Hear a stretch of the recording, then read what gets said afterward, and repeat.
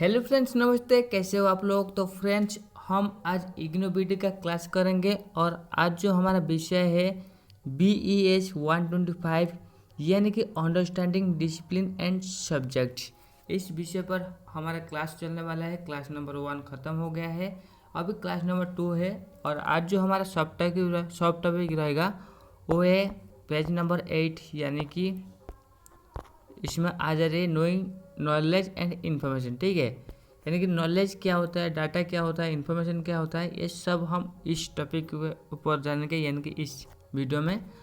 तो यहाँ पर बहुत सारी जानकारी दिए गए हैं जिसे हम समराइज करके पढ़ेंगे, बहुत हिंदी एंड इंग्लिश में समझेंगे ताकि ये हमारे दिमाग में बैठ जाए। ठीक है, तो इसे इजी करने के लिए हम AI का सहारा लेते हैं, यानी कि सहयोग, ताकि हम इसे बहुत इजी तरीके से समझ पाए। ठीक है, information and knowledge DIK part 12 data सूचना और ज्ञान। 1 डेटा डेटा डेटा सबसे कच्चा रॉ माल होता है।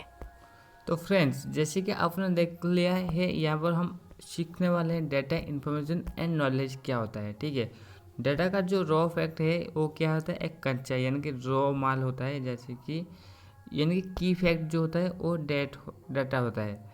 तो यहाँ पर बहुत सारे एक्सप्लेनेशन उदाहरण के साथ और कुछ ऐसे ऐसे जानकारी हम यहाँ पर ऐड करेंगे ताकि आपको डेटा क्या होता है वो ठीक से समझ में आए। ठीक है, तो क्या इंग्लिश एक्सप्लेनेशन हिंदी एक्सप्लेनेशन सरल हिंदी में data can be defined as fact और description of a phenomenon. Unless data is interpreted, it has very limited meaning or no meaning at all. Data को तथ्य, फैक्ट या किसी घटना का वर्णन, डिस्क्रिप्शन ऑफ अ फिनोमिनन के रूप में परिभाषित किया जा सकता है। जब तक डेटा की व्याख्या इंटरप्रेटेड नहीं की जाती, तब तक इसका बहुत सीमित अर्थ होता है या कोई अर्थ ही नहीं होता। तो जैसे कि यहाँ पर क्या बताया गया है, डेटा क्या होता है, एक फैक्ट होता है। ठीक है, या फिर डिस्क्रिप्शन ऑफ ए फेनोमेनन होता है। जब तक कि ये डेटा को व्याख्या नहीं किया जाता, तब तक ये क्या होता है, ये सीमित अर्थ में होता है।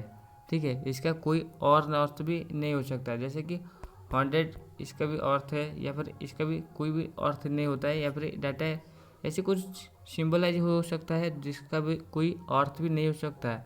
डाटा का अर्थ हो सकता है, यानी मीनिंग हो सकता है, या फिर मीनिंग भी नहीं हो सकता। ठीक है, जैसे कि उदाहरण के साथ समझते हैं। For example, the data regarding height or color of a person can have meaning when they are interpreted and understood in a given context. Therefore, raw data do not provide meaning about a phenomenon. उदाहरण के लिए किसी व्यक्ति की ऊंचाई या रंग से संबंधित डेटा तभी सार्थक होता है जब किसी संदर्भ कॉन्टेक्स्ट में उसकी व्याख्या और समझ की जाती है। इसलिए कच्चा डेटा रॉ डेटा किसी घटना के बारे में अपने आप में कोई अर्थ नहीं देता। तो देखिए, यहाँ पर जैसे कि जानकारी दिया गया है, कुछ इन्फॉर्मेशन हो गया, जैसे कि हाइट के बारे में हो गया, कलर ऑफ पर्सन्स हो गया, यानी कि जो कुछ भी इन्फॉर्मेशन, जैसे कि colour of persons black and white हो गया, या फिर हाइट 1 सेंटीमीटर यानी 100 सेंटीमीटर, ऐसे जो हाइट है ये कोई भी फेनोमेनन के साथ ये संबंधित नहीं है, यानी किसी भी घटना के साथ ये जोड़ा नहीं गया है, किसी भी घटना के बारे में ये अर्थ नहीं दे रही है। ठीक है, तो ये क्या होता है, किसी भी कॉन्टेक्स्ट को संदर्भित नहीं कर रही है, ये कुछ अलग है, कुछ रॉ फैक्ट होता है। तो यहाँ पर जैसे कि उदाहरण दिया गया है, जैसे कि a single number like 45 is just a data, this it has no meanings unless you say the temperature is 45 degree Celsius, यानी कि 45 ये क्या होता है, एक इन्फॉर्मेशन या एक जस्ट डाटा होता है। पर यहाँ पर क्या कहा गया, यह इसे एक इन्फॉर्मेशन के साथ जोड़ा गया, यानी कि एक फेनोमेनन, एक घटना के साथ जुड़ा गया। जैसे कि एक अंक केवल डाटा होता है, इसका तब तक कोई अर्थ नहीं है जब तक आप यह नहीं कहते तापमान 45 डिग्री सेंटीग्रेड है। ठीक है, Tutor's example, a single number like 45 is just data. It has no meaning until you say, the temperature is 45 degree C. Tutor का उदाहरण 45 जैसा एक अंक केवल डेटा है। इसका तब तक कोई अर्थ नहीं है जब तक आप यह नहीं कहते, तापमान 45 डिग्री सेल्सियस है। तो अभी चलिए इन्फॉर्मेशन क्या होता है उससे भी जानते हैं। उस इन्फॉर्मेशन एक्चुअली क्या संदर्भित करता है और उसका क्या क्या एग्जाम्पल हम ले सकते हैं, सब कुछ देखने वाले हैं ताकि ये हमें समझ में ठीक से आए। ठीक है, तो एक्सप्लोर करते हैं। 2. इंफॉर्मेशन, सूचना। डेटा को जब हम समझते हैं और उसे एक संदर्भ में डालते हैं तो वो सूचना बन जाता है। तो यहाँ पर क्या करें, डेटा को जब हम समझते हैं, डेटा को जब हम अंडरस्टैंड करते हैं और उसे एक संदर्भ में डालते हैं, यानी कि किसी भी फेनोमेनन के साथ जोड़ते हैं, तो वह क्या हो जाता है, सूचना बन जाता है। ठीक है, तो जैसे कि जानते हैं आगे। इंग्लिश एक्सप्लेनेशन, हिंदी एक्सप्लेनेशन, सरल हिंदी में। Information is the interpretation of data pertaining to a given context. It involves manipulation of the raw data. सूचना किसी दिए गए संदर्भ कॉन्टेक्स्ट से संबंधित डेटा की व्याख्या इंटरप्रिटेशन है। इसमें कच्चे डेटा का हेरफेर मैनिपुलेशन शामिल होता है। To add meaning to the raw data, many a times we interpret it, correlate it, and differentiate it from other forms of available data. कच्चे डेटा में अर्थ जोड़ने के लिए हम अक्सर इसकी व्याख्या करते हैं, इसे सह संबंधित कॉरेलेट करते हैं और इसे अन्य उपलब्ध डेटा से अलग करते हैं। तो जैसे कि यहाँ पर सिंपल वे में बताया गया है, इंफॉर्मेशन क्या होता है, ये इंटरप्रिटेशन ऑफ डाटा, डाटा के साथ इसे जोड़ा गया है, यानी pretending to a given context, यानी कुछ संदर्भ में इसे जोड़ा गया है। And it involves manipulation of the raw data, raw data को किस तरह मैनिपुलेशन करा जा रही है। जैसे कि सूचना किसी किसी केस यानी किसी दिए गए संदर्भ यानी कॉन्टेक्स्ट से संबंधित डाटा होता है, यानी कि व्याख्या इंटरप्रिटेशन होता है। इसमें कच्चे डाटा यानी कि रॉ डाटा को हेर फेर यानी कि मैनिपुलेशन शामिल होता है, यानी कि जोड़ा जाता है, यानी कि कोई भी रॉ डाटा है उससे क्या करा जाता है, किसी भी फेनोमेनन के साथ जोड़ा जाता है। जैसे कि हम उदाहरण के साथ समझेंगे, जैसे कि to add meaning to the raw data many a times we interpret it, correlate it and differentiate it from other form of available data। यानी हम क्या करते हैं, देखिए, जब कच्चे डाटा में अर्थ जुड़ने का के लिए हम अक्सर इसकी व्याख्या करते हैं, इससे सहसंबंधित यानी कि कोरिलेट करते हैं, या फिर इससे अन्य उपलब्ध डाटा से अलग करते हैं, यानी कि कोरिलेट करते हैं, अन्य उपलब्ध डाटा से अलग करते हैं, या फिर व्याख्या करते हैं। ऐसे अगर जोड़कर हम यानी कि किसी भी घटना के साथ अगर हम जोड़ते हैं तो ये इंफॉर्मेशन बन जाता है। ठीक है, और यहाँ पर देखिए एग्जाम्पल भी लिया गया है ताकि हम इसे गहराई से समझ पाए। ठीक है, Example, heights of the students in a particular class constitute the data. When we interpret them in relation to the heights of other students in the group, calculate the average height, it means we are interpreting the data and getting information. उदाहरण, एक कक्षा में छात्रों की ऊंचाई data है। जब हम औसत ऊंचाई एवरेज हाइट की गणना करते हैं, तुलना करते हैं कि कितने औसत से ऊपर या नीचे हैं, तो इसका मतलब है कि हम डेटा की व्याख्या कर रहे हैं और सूचना प्राप्त कर रहे हैं। तो देखियो यहाँ पर जो एग्जाम्पल दिया गया है, एग्जाम्पल में डेटा कुछ दिया गया था जो हाइट को संदर्भित कर रही है, और उस हाइट डाटा को हम क्या फिर से कैसे इंटरप्रेट कर रही है, उसे कैसे संदर्भित कर रही है, उसे कैसे तुलना कर रही है, उसे रिलेट कैसे कर रही है, किस बच्चे का हाइट सबसे ज़्यादा है, किसका कम है, एवरेज हाइट क्या होगा, ये जो डाटा के साथ इंटरप्रेट हो रही है, ये क्या बता रही है, ये हाइट यानी कि इंफॉर्मेशन दिखा रही है।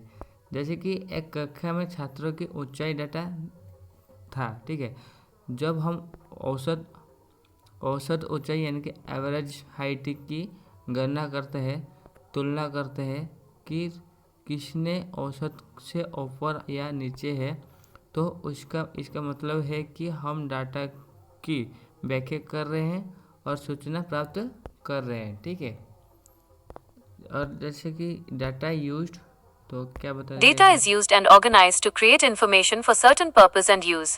We get such type of information from the internet, newspaper or from other media sources. Data को एक निश्चित उद्देश्य के लिए संगठित, ऑर्गेनाइज्ड और उपयोग करके सूचना बनाई जाती है। हमें इस प्रकार की सूचना इंटरनेट, समाचार पत्र या अन्य मीडिया स्रोतों से मिलती है। तो यहाँ पर क्या बताया गया, डेटा जो हम कलेक्ट करते हैं उसे ऑर्गेनाइज करके क्या करा जाता है, एक इन्फॉर्मेशन बना जाता है। और ये जो इन्फॉर्मेशन हमको कहाँ पर मिल जाता है, आसान तरीके से हम इंटरनेट से मिल जाता है वो इन्फॉर्मेशन, न्यूज़पेपर से अतः सोशल मीडिया से हमको वो मिल जाता है। जैसे कि डाटा एक निश्चित उद्देश्य के संगठित यानी ऑर्गेनाइज और उपयोग करके सूचना बनाई जाती है। इससे हम यानी कि हम इस प्रकार की सूचना इंटरनेट, समाचार पत्र या अन्य मीडिया स्रोतों से ये हमें मिल जाता है। ठीक है। और नॉलेज क्या होता है देखिए। 3. नॉलेज, ज्ञान। ज्ञान वो है जो हमें सूचना से मिलता है जब हम उस सूचना को समझते हैं और उसे अपने मौजूदा विचारों से जोड़ते हैं। English explanation. तो देखिए, डेटा हमको मालूम पड़ गया और इन्फॉर्मेशन भी क्या मालूम पड़ गया। बट ज्ञान को क्या होता है? ज्ञान यहाँ पर क्या बताया गया? ज्ञान वो है जो हम सूचना से मिलता है और जब हम उस सूचना को समझते हैं और उससे अपना मौजूदा विचारों से जुड़ते हैं। देखिए यहाँ पर क्या बताया गया, हम उस इंफॉर्मेशन को क्या करते हैं, समझते हैं, अंडरस्टैंड करते हैं और हमारे अंदर जो विचार है, हमारा जो पहले से ज्ञान जो है उससे हम विचार करते हैं, उसी आधार पर जो स्टेप लेते हैं उसे क्या कहा जाता है, ज्ञान कहा जाता है। जैसे कि एक्सप्लेनेशन देख लीजिए। द एक्सप्लेनेशन सरल हिंदी में, knowledge is created by attaching meaning to the information. Information can be used as a necessary medium और मटेरियल टू कंस्ट्रक्ट नॉलेज। सूचना में अर्थ मीनिंग जोड़कर ज्ञान का निर्माण होता है। सूचना का उपयोग ज्ञान के निर्माण के लिए एक आवश्यक माध्यम या सामग्री के रूप में किया जा सकता है। तो देखिए, जैसे कि यहाँ पर जानकारी दिया गया है, नॉलेज क्या होता है? नॉलेज इज क्रिएटेड, कैसे क्रिएट होता है? Created by the attaching the meaning to the information. Information के साथ मीनिंग को अटैच करके नॉलेज गठन होता है। और information can be used as a necessary mediums और मटेरियल्स टू कंस्ट्रक्ट नॉलेज। यानी कि इंफॉर्मेशन को ही यूज करके हम नॉलेज का कंस्ट्रक्शन करते हैं। जैसे कि सूचना में अर्थ मीनिंग जोड़कर ज्ञान का निर्माण होता है। ठीक है। सूचना का उपयोग ज्ञान के निर्माण के लिए आवश्यक माध्यम या सामग्री के रूप में किया जा सकता है। ठीक है। तो नेक्स्ट क्या बताया गया है? Knowledge is information which has been processed and integrated into an existing structure.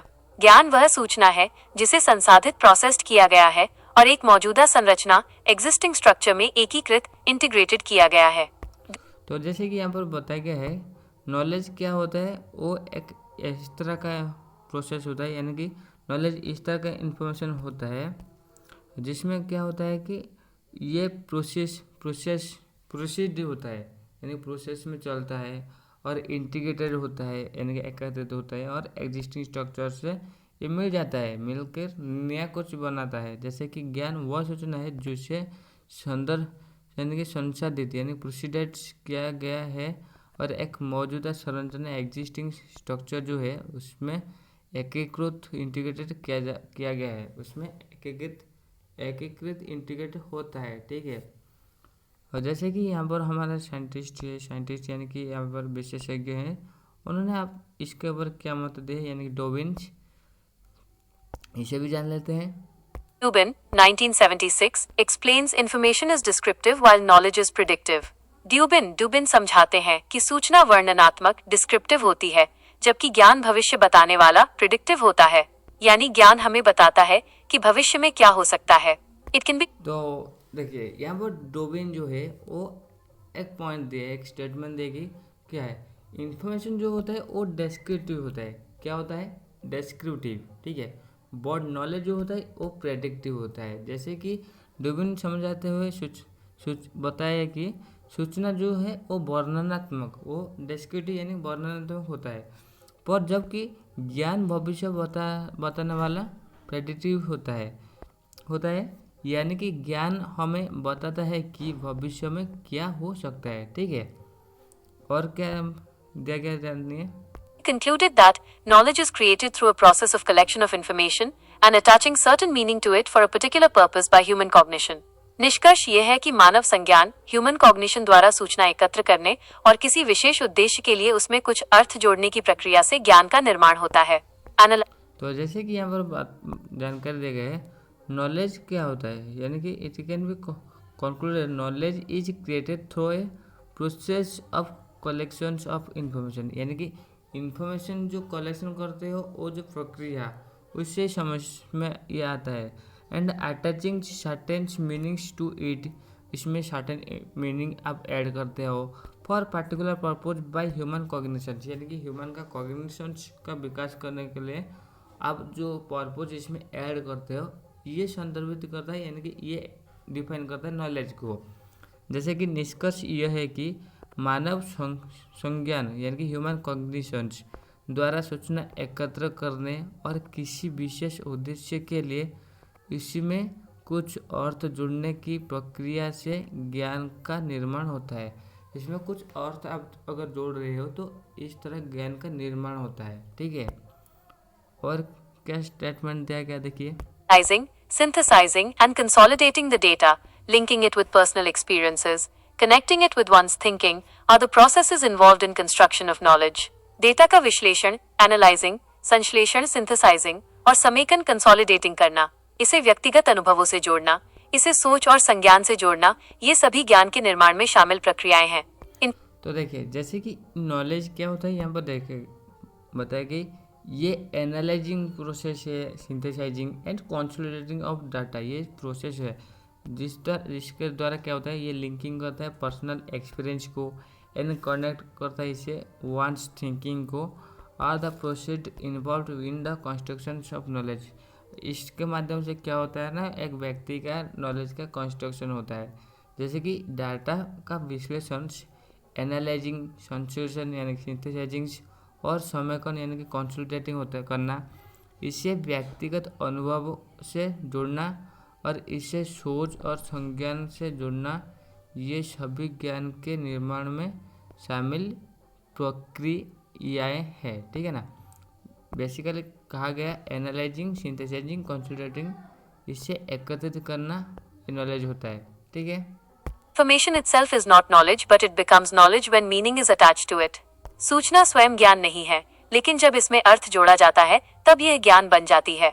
तो यहाँ पर फाइनल स्टेटमेंट जैसे दिया गया है, सोच information itself is a knowledge, knowledge नहीं है, इन्फॉर्मेशन एक नॉलेज नहीं है, बट इन्फॉर्मेशन के साथ जब मीनिंग ऐड कराता है, अटैच कराता है, तब ये नॉलेज के रूप में परिभाषित होता है।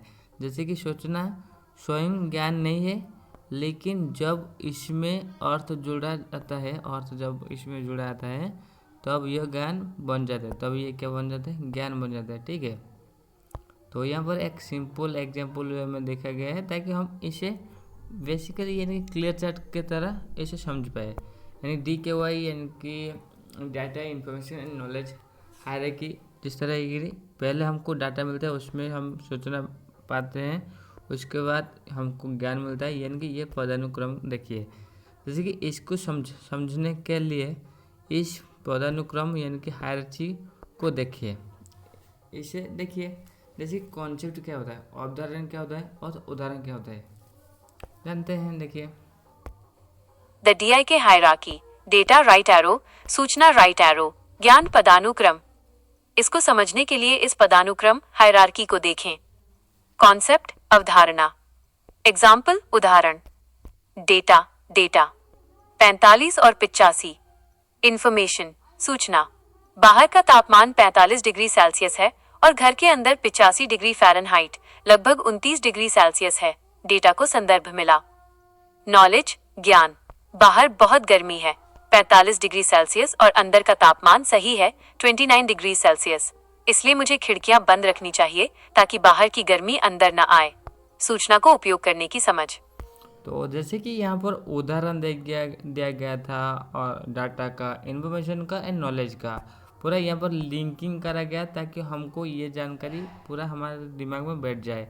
जैसे कि यहाँ पर क्या कहा गया, यहाँ पर जो डाटा दिया गया 45 एंड 85 और इन्फॉर्मेशन दिया गया कि देखिए बाहर का तापमान तो 45 डिग्री सेल्सियस है और घर के अंदर 85 डिग्री फ़ारेनहाइट है, लगभग 29 डिग्री सेल्सियस टेम्परेचर है, ठीक है। ये डाटा को हम संदर्भित को के यानी कि यहाँ पर डाटा को जोड़ा गया था। उसके बाद क्या कहा गया, नॉलेज क्या होता है, यानी कि देखिए बाहर बहुत गर्मी है 45 डिग्री पर अंदर का तापमान तो क्या है 29 डिग्री सेल्सियस है, ठीक है 29। तो इसलिए हमें क्या करना है, इसलिए खिड़कियाँ बंद करना है। हम यहाँ पर हम अपना समझ को जोड़ा, हम हमारा एक्सपीरियंस को यहाँ पर हम एकत्रित कर रही है, जोड़ रही है, एक्सपीरियंस को इस्तेमाल कर रही है। इसलिए ये जो एक्सपीरियंस को जोड़ा गया है ये हमारे नॉलेज को दर्शा रही है। ठीक है। 4. Check your progress 2. अपनी प्रगति की जांच करें 2. 3. Differentiate between knowledge and information with suitable examples.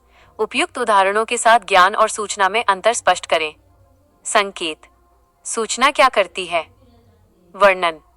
ज्ञान क्या करता है? भविष्यवाणी. उपयोग. संबंध. ज्ञान बनाने के लिए किसकी आवश्यकता होती है? Hint. What does information do? Describe. What does knowledge do? Predict/use. Relationship. What is required to construct knowledge? तो फ्रेंड्स जैसे कि यहाँ पर बताया गया, यहाँ पर हमको टास्क दिया गया है। आप भी इस टास्क को कंप्लीट कर सकते हैं। जैसे कि क्वेश्चन है वो difference between the knowledge and information with suitable example. Suitable example के साथ हम नॉलेज को और इंफॉर्मेशन को जोड़ सकते हैं। ठीक है। तो यहाँ पर प्रेडिक्ट को भी यूज कर सकते हो, इस हिंट्स को भी इस्तेमाल कर सकते हो। ठीक है। तो जो कुछ भी जानकारी यहाँ पर दिया गया था, जैसे कि डोविन क्या कहते हैं, यानी कि information easy, descriptive knowledge easy, predictive, सब कुछ हम एक सिस्टमेटिक वे में समराइज करके पढ़े ताकि हमको ये जानकारी हमारे दिमाग में बैठ जाए। ठीक है। हम इसे एक अच्छा तरीके से पढ़ लिए हैं। आपको क्या करना है, यहाँ पर जो सवाल दिया गया है इससे भी सॉल्व करना है ताकि इसे आपको सीखने में, सोचने में आपको ये हेल्प करे। और अभी हम आगे बढ़ने वाले हैं, यानी कि source of and ways of acquiring knowledge. ये जो बहुत सारे रॉ डाटा दिए गए इसे भी हम बहुत इजी करके पढ़ने वाले हैं और इसे करके पढ़ेंगे ताकि हमको ये बहुत इजी लगे। इसे ज़्यादा कैची नहीं कर, ज़्यादा डिस्टर्बिंग नहीं करना है। ठीक है। तो चलिए हमारे साथी के हेल्प से हम पढ़ने वाले हैं। तो फ्रेंड जैसे कि मैंने आगे वीडियो को बढ़ाने की सोच रहा था, पर मुझे लग रहा है कि यहाँ पर वीडियो को यहीं से ही ख़त्म कर देना चाहिए या फिर आगे बढ़ा लेना चाहिए।